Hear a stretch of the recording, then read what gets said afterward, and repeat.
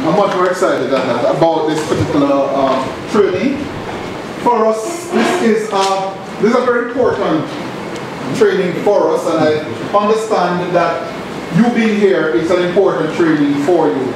And we're going to try to come away from the 2 days of engagement. We have two basic objectives for this particular intervention. One is really to provide you with some facts, some data, some issues related to what we want to call vulnerabilized populations in Jamaica. We're going to talk a little bit about some of the news reporting that have occurred.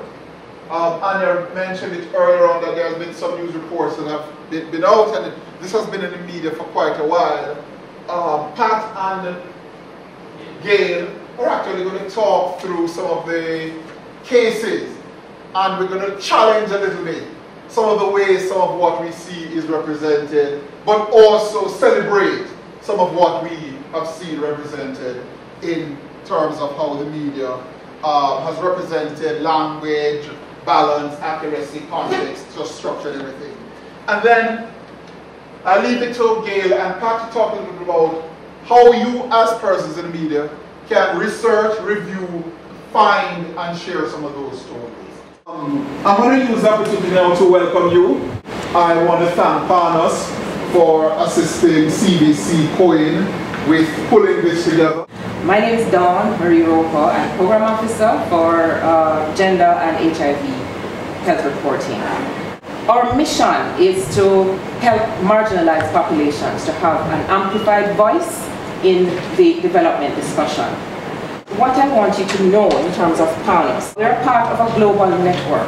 There are 7 other PANOSs around the world, and we basically work with 4 theme areas: gender, HIV, environment, and children and youth. Sex workers and men who have sex with men are among the key groups that we wanted to work with.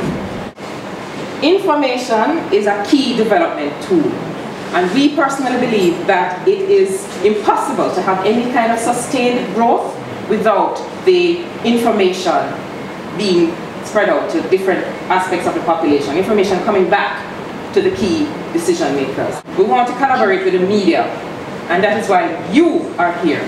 So I personally want to thank you for taking the time to come here.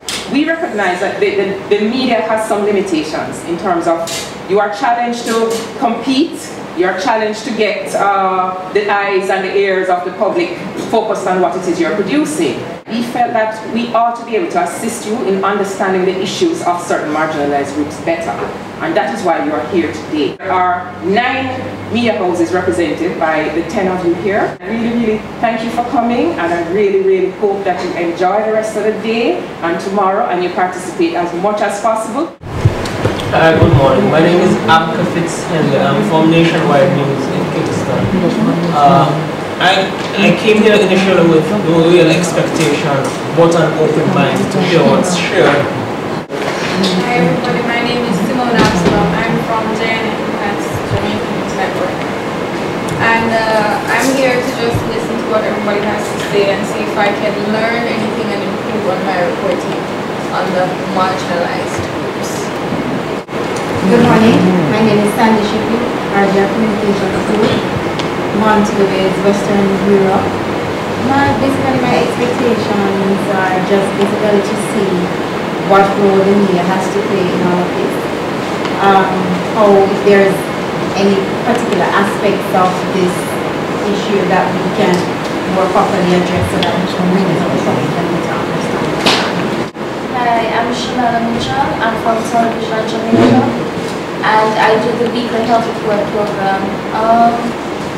My expectation really is, I'm here with an open mind. I'm here to hear what others have to say about the whole issue, and to see how best, as Sandy says, how best we can report better or to educate the public more on what is happening accurately. Morning again, my name is Jerome Reynolds. I'm from the Gleaner, Power 106 News Center. That's really the arm of the Gleaner. And I'm just here to enlighten myself and better sensitize myself.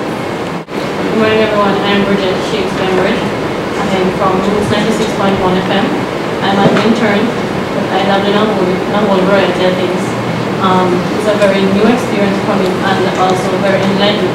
I do some amount of presenting, producing. I'm also involved in news, but I do everything basically. This one, basically I'm here because I'm here with a very open mind, first of all.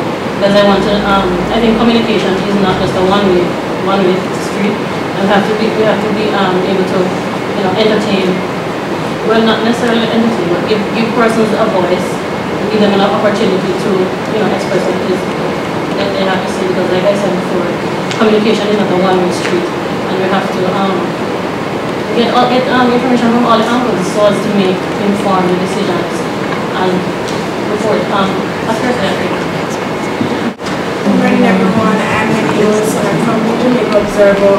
Cover primarily health and gender issues, and my expectation today is just basically to understand more about issues affecting the vulnerable community, and by informing myself, better inform the public on what are some of these issues. Hi everybody, I'm Roger Hutchinson. I'm from the Jamaica Information Service. I'm what you'd call a 6'2" sponge with a balance skin. I'm here to soak up everything, understand everything, and approach it in a balanced way. Good morning, everyone. My name is Vivian Gray. I'm affiliated with the Legal and Ethical Committee of the National AIDS Committee. I suppose my expectation is that we will all have a shared and better understanding as to why certain approaches that might seem offensive at first glance or inappropriate, but why those approaches are indeed necessary or critical to be able to make effective inroads in the HIV/AIDS response, especially in relation to the marginalized population. I'm Ivan Protran, and I'm with the CVC.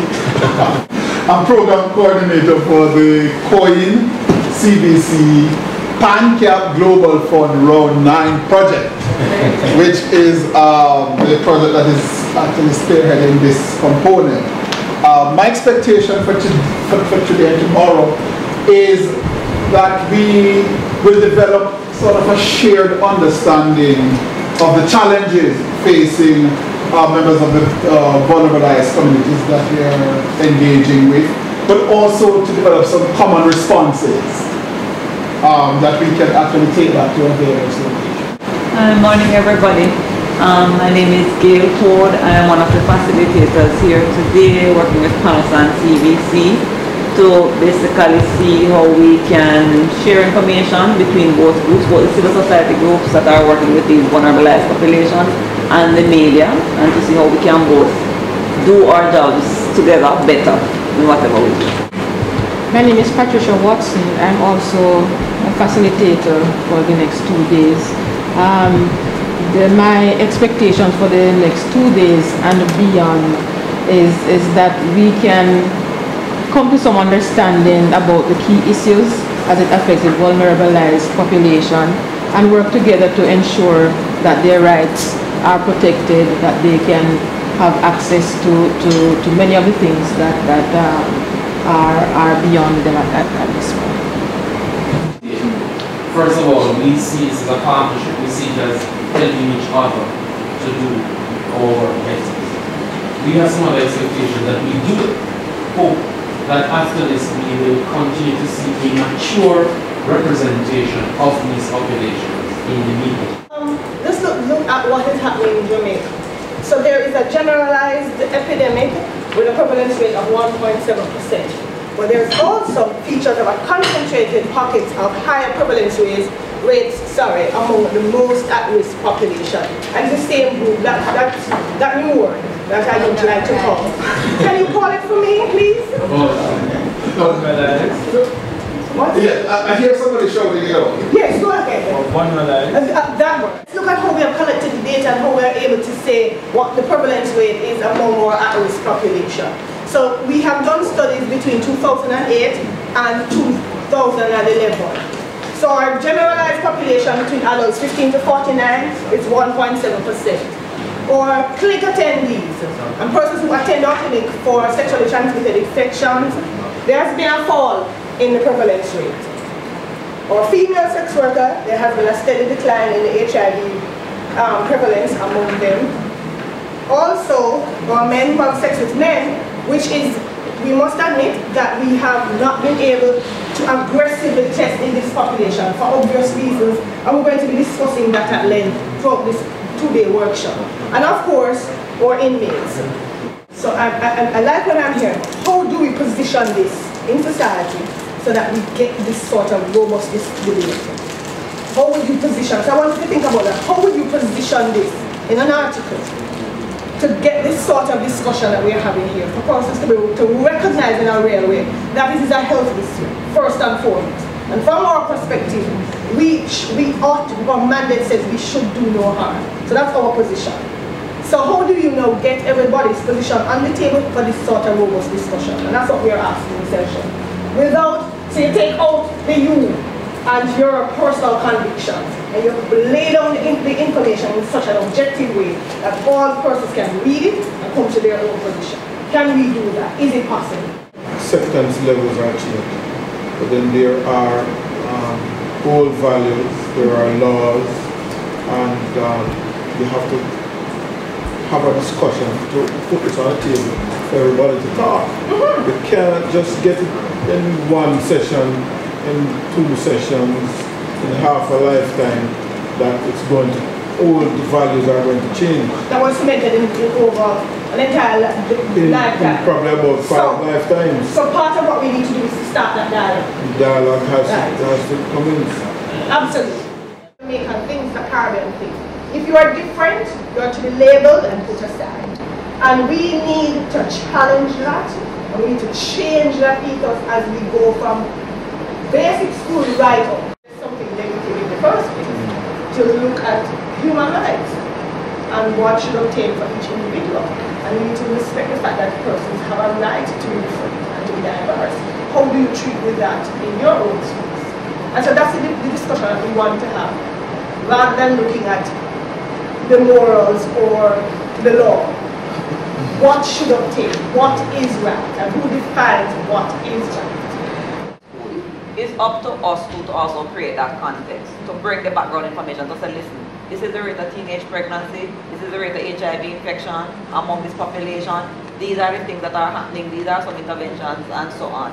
So don't just report the one talking head, say somebody says this just for the sake of saying it, right? But let's just work on giving it some context. Work on seeing what the information is, balancing it out, as you said, right? Balancing it out.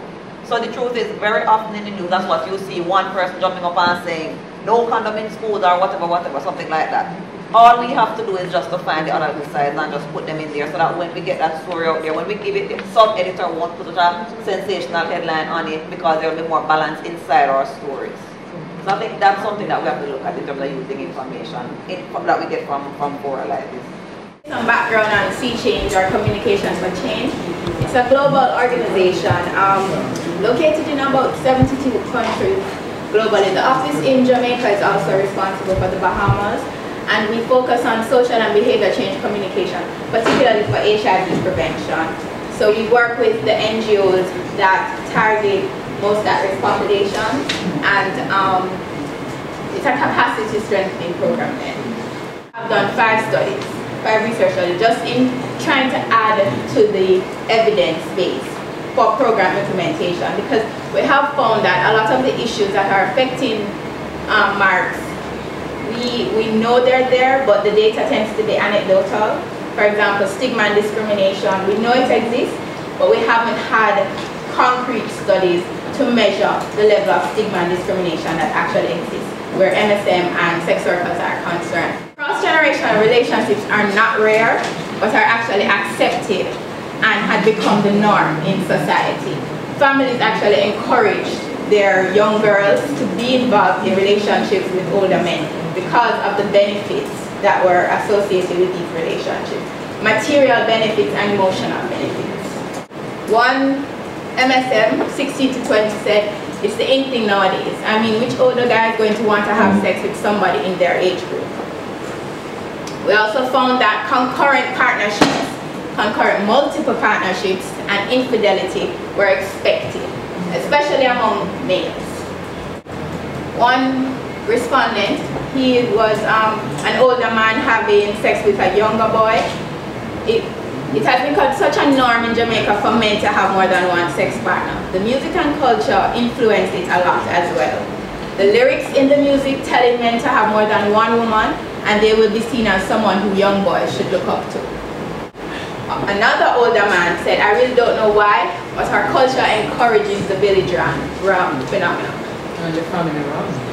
So I guess multiple partnerships, it's expected that this is going to happen and that men are going to have more than one. And it was interesting because it speaks a lot to what, I don't remember, Jerome had said about the gender norms. Because women who were involved in multiple partnerships were seen as, yeah. Yeah. And that was actually the word that was used. You know, it was not expected that women would have more than one partner. But men, yes, they actually expected that. When we looked at marriage, most people believed within their age cohort that marriage, typically persons did not marry. Most marriages in their community ended in divorce or separation due to infidelity on the part of the man. One respondent, this is a male having sex with females, an older male having sex with younger females. He said marriage is overrated and all my friends are either unhappily married or divorced. The exception was for younger females who were equally likely to believe most marriages ended at death, even though that was not their experience in their community. They saw where marriages broke up or people did not get married, but they still wanted to be married themselves. What are the implications of this? We found that there was a general, as I said before, community acceptance of cross-generational relationship and the inequities around gender norms. High frequency of reported concurrent sexual partnerships. Most of the respondents that we had actually, at the time of the interview, they had between 2 and 3 partners at the time of the interview, both male and females. Instances of abuse, both sexual and physical, were reported, and this was particularly among men who were having sex with men. They had quite abusive relationships, and there's a high perception of failed marriage and lack of faithfulness in the general community. So Jamaicans, were seen as people who don't get married and were promiscuous. That's really what people are being exposed to. That is the reality. And so how their attitude is based on what our cultural perceptions are, or the realities of our culture. We looked at stigma and discrimination among clinics and social service organizations. And this is stigma towards MSM, persons living with HIV, and sex workers. Why did we choose to do this? Because we have anecdotal data that says MSM and sex workers have frequently been a target of stigma from healthcare workers in the international literature and also reported cases in Jamaica. But again, it's not something that we talk about a lot. We know it exists, we don't talk about it. Stigma and discrimination, of course, has direct impact on access, utilization, and the quality of care for those in need. Because if you're going to go to a health facility and be treated badly, you're just not going to go. In your folders, you have a summary of the key findings of all 5 studies. They're all available for download on the C-Change website, the CVC website, and the JFLAG website. I work with a foreign government. I work in a diplomatic mission. I can't be seen to be making contradictory views or statements that would be against the views and policies of the government of Jamaica. So if you have to do any type of story or reporting on this, you have to link me to the NAC and not Vivian Gray as a person, because then I'm known outside of the NAC in the diplomatic service as a representative of this mission.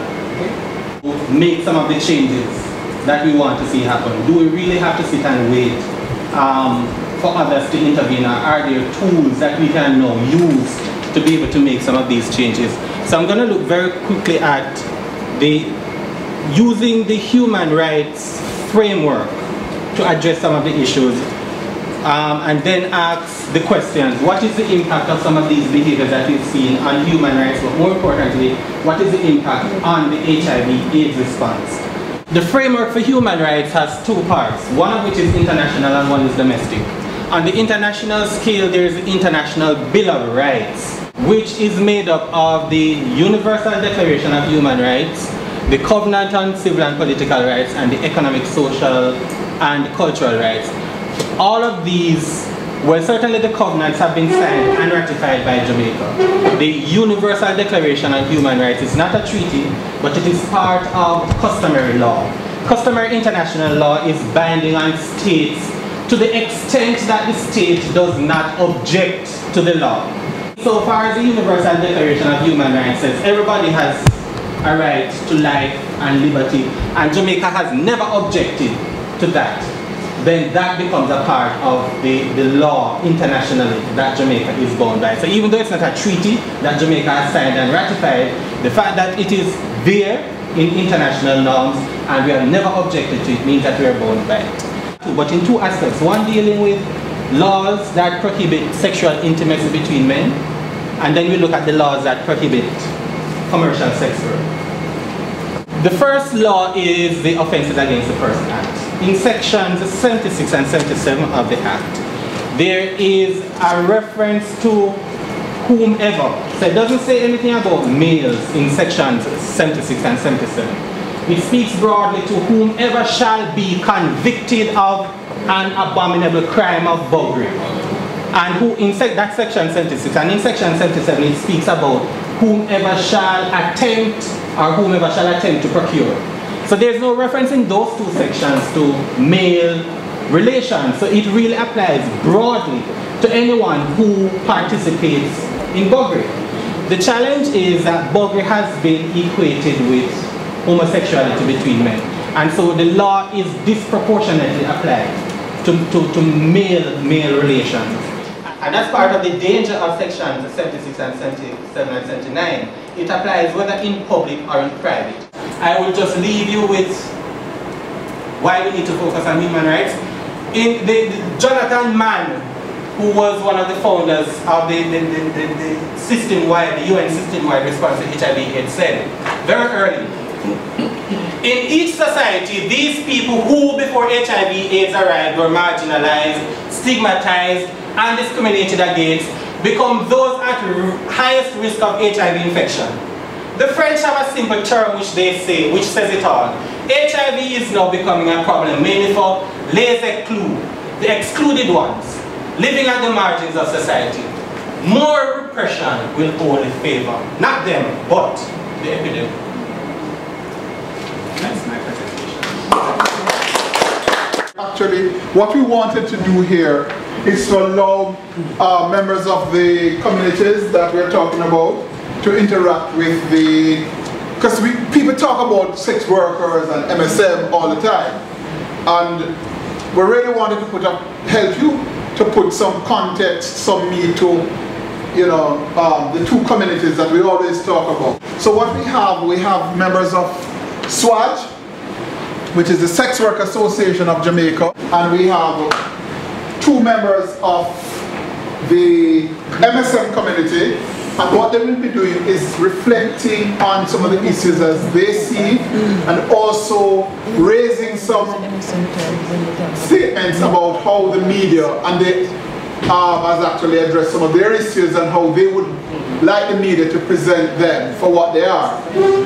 We know that one of the things that we have said to the media houses that are present here, that you can actually prepare stories from this particular workshop.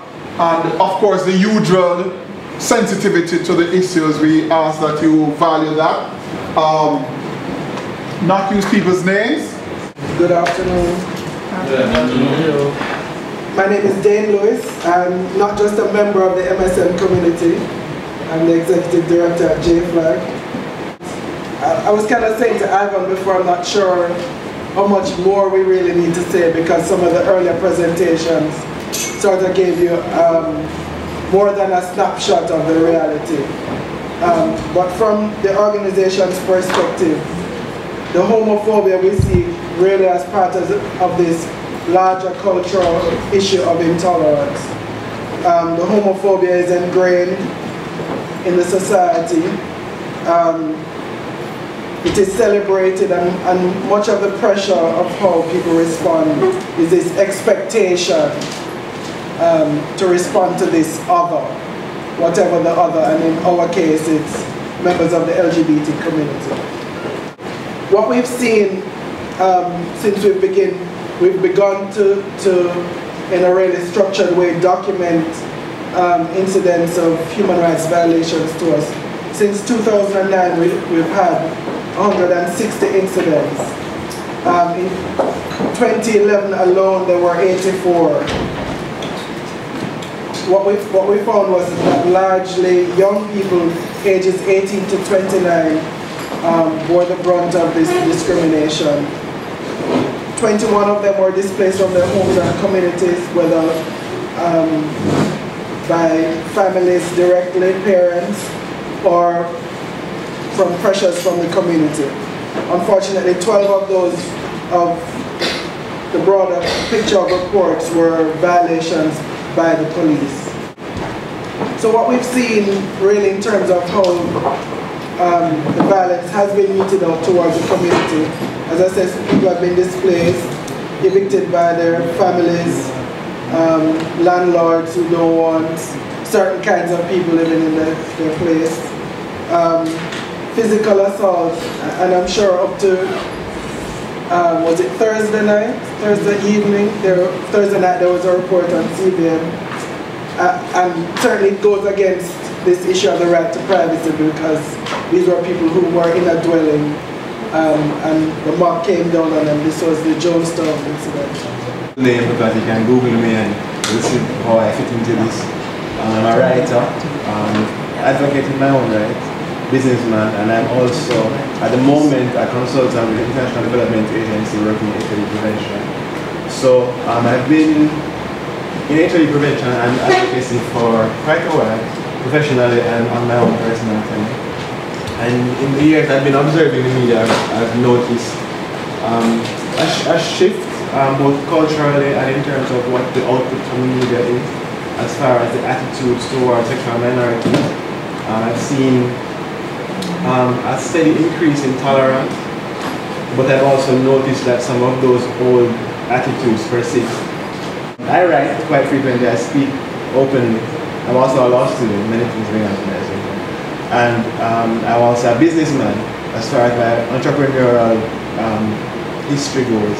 I owned and operated, along with my partner, a gay club in Kingston, and I also promote parties in the community.